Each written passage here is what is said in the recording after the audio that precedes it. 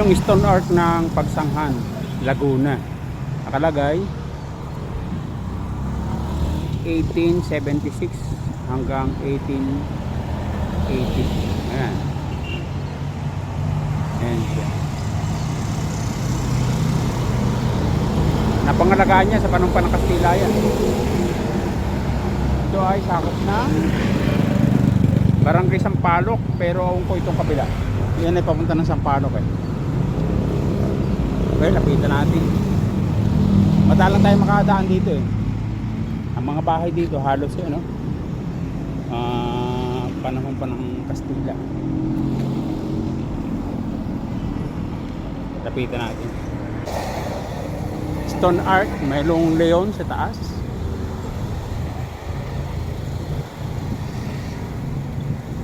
Yan ang itsura niyan.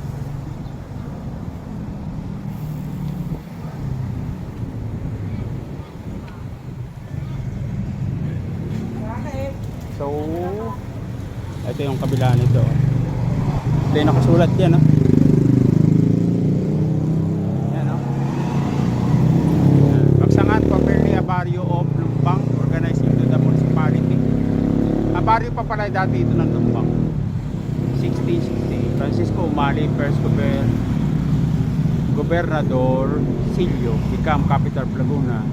1688 to 1858. Town gate constructed 1878 1880.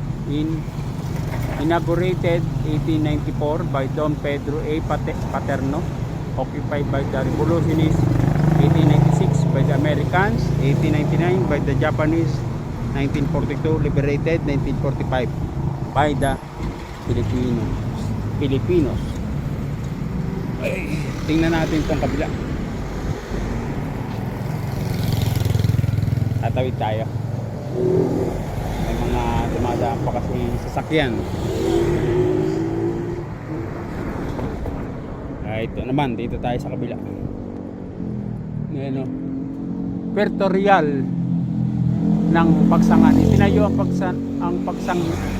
ng mga pagsanhenyo noong 1878, 1890, yari sa adobe at tapos sa pamumuno ni Padre Cipriano Bac at Padre Miguel de la Puente bilang pagpasalamat sa Nuestra Señora del Guadalupe. Nagsisilbing arko sa bukana ng Calle Real patungo sa bayan ng Pagsanghan. Isa sa ilang natitirang arko na ginawa sa panahon ng mga Espanyol. Sinayos 1972, 1975 at 2014-2015 yung arkong bato. Hinggil sa natatanging itong kahalagaan sa pamanang pangkalinangan sa sambayan ng Pilipino ng mga arkong bato. Yan. Okay, tayo ay tumabi na. Yan ang arkong bato ng Pagsanghan.